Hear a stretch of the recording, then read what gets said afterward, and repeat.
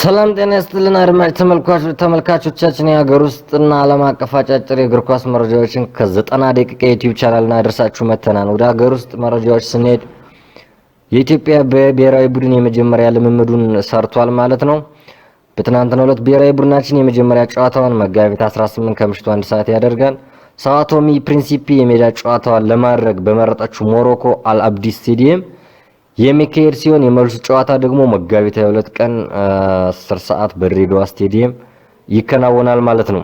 ሌላው እንግዲህ ሀገራችን የሚካሄደው ጨዋታ ለተመልካች ዝግ ከመሆኑ ባሻገር ካፍ ሌሎች ተጨማሪ መመሪያዎችን ሊያወጣ እንደሚችልም ሰምተናል። እንግዲህ ምን አይነት መመሪያዎች ይወጣሉ እንግዲህ በዝርዝር እነሱን ከስር የምናደርሳችሁ ይሆናል። ሌላው ወደ ዓለም አቀፍ እግር ኳስ ስንሸጋገር ለአርሰናል የተውጣጡ አስተያየቶችን ሰብሰብ አድርገን ምን ይመስላሉ የሚለውን እንነግራችኋለን ማለት ነው። እንግዲህ የአውሮፓ ቻምፒዮንስ ሊግ ታላቅ ፍልሚያ የነበረው በጀርመን ምድር 1-1 በሆናቸው ውጤት የተጠናቀቀው የባየር ሊቨርኩሰን እና የአርሰናል ወሳኝ ጨዋታ ዛሬ በኢሜሬትስ ስቴዲየም የመልስ ጨዋታውን ያደርጋል ማለት ነው። ስለ ጨዋታው ያላችሁን አስተያየት አስቀምጡ። ተመልሰን ሰፋ ባለ ማብራሪያ እንመለሳለን። ወደ አስተያየቶች ስንሄድ እንግዲህ እና አንዳንድ ቀረቡ ስለ አርሰናል ማብራሪያዎችን ስንመለከት ከምናውቃቸው አሰልጣኞች ሁሉ የተለየ ነው።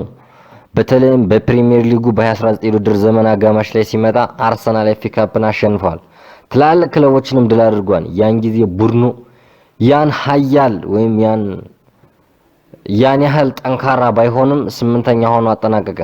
ከጥቂት ዓመታት በኋላ 5ኛ ሆኖ ሲያጠናቅቁ ደጋፊዎቹ በእውነት ከጎኑ እንደሆኑ ይሰማ ነበር የሚሉት ሰሉ ስቴቶች አሉ። የውድድር ዘመኑ የመጨረሻ ጨዋታ ላይ የነበረው ደስ የሚል ድባብና ቡድኑ ወደሆነ የተሻለ ደረጃ እየደረሰ እንደሆነ የታየበት ሁኔታ ይስተዋሳል ማለት ነው። ከዚህ በኋላ ባሉት ሁለት የውድድር ዘመናት ግን ትልቅ ለውጥ የታየ ይመስለኛል። አርቴታ መጀመሪያ ሲመጣ በአንድ ጎራ ፈርጀ ነው ነበር። የፔፕ ጋርዲዮላ ረዳት እንደመሆኑ በአርሰናልም ያንኑ አይነት እግር ኳስ ይጫወታል ተብሎ ይታሰብ ነበር ማለት ነው። እንደ ሌሎች አሰልጣኞች ለምሳሌ ክሎፕ ከመጀመሪያው ቀን ጀምሮ ማንነቱ ይታወቅ ነበር። ፔፕም ቢሆን ማንነቱ ከመጀመሪያው ቀን ጀምሮ እናውቅ ነበር። 5ኛና ከዛም 2ኛ ሆነው ያጠናቀቁበት የውድድር ዘመን እግር ኳሱ ድንቅ ነበር። ነገር ግን ካለፈው የውድድር ዘመን ጀምሮ ከአንዱ ዘይቤ ወደ ሞሪኖ መሰል አጨዋወት ተቀይሯል ማለት ነው። እናም እንግዲህ ላለፉት ጥቂት አመታት አርሰናልን እና አርቴታን በዚህ መልኩ ስንጠራቸው ቆይተናል ማለት ነው። ይህንን የምንለው ግን ለትችት አይደለም። ሞሪኖ እና ጋርዲዮላ ባለፉት 20 አመታት እጅግ ስኬታማ ከሆኑ አሰልጣኞች መካከል ናቸው። የራሳቸው የተለየ ስኬታማ መንገድ አላቸው። ስለ አርቴታ የሚገርመው ነገር ግን በአንዱ ያጨዋወት መንገድ ጀምሮ ወደ ሌላኛው መቀየሩ ነው።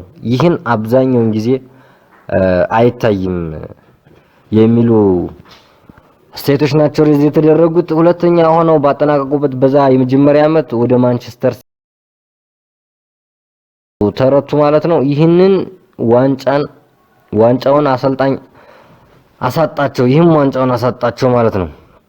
ከዛ ጊዜ ጀምሮ ያደረጓቸው ዝውውሮች በሙሉ በአካል ብቃት ላይ ያተኮሩ ናቸው።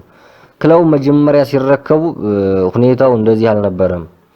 አሁን ዋናው ትኩረቱ በጉልበትና በጥንካሬ ላይ የተመሰረተ ነው የሚሉ አስተያየቶች ከየቦታው የሚነሱ ናቸው ማለት ነው። እንግዲህ ለአርሰናል እኛም ያሻሻለበትን መንገድ እያየን አድናቆታችንን ሳንገልጽ አናልፍም ማለት ነው።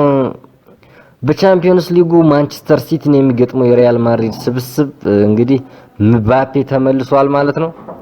እንዲሁም ጂዱ ቢሊንግሃም እና አልቫሮ ካራሪስ በሪያል ማድሪድ ስብስብ ውስጥ ለቻምፒዮንስ ሊግ ጨዋታ ተካተዋል ማለት ነው። ሌላው ጆዋን ላፓርታ የባርሴሎና ፕሬዝዳንታዊ ምርጫን አሸንፈዋል።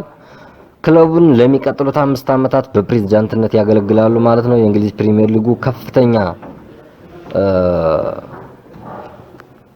ግብ አስቆጣሪዎችን ዝርዝር ስንመለከት ኤርሊንግ ሃላንድ 22 ጎሎችን አስቆጥሯል ማለት ነው። እንግዲህ ኤገር ቲያጎ 19 ጎሎችን፣ አቲን ሲሞኒዮ 15 ጎሎችን፣ ጂዮ ፔድሮ 14 ጎሎችን እና ሃጎ ኤክቲክ 11፣ ቪክቶር ጊዮርጊስ 11 ጎሎችን አስቆጥረዋል ማለት ነው። እንግዲህ ሌላው ሮይ ኪን ለማንቸስተር ዩናይትድ የተናገረውን እንገራችሁ።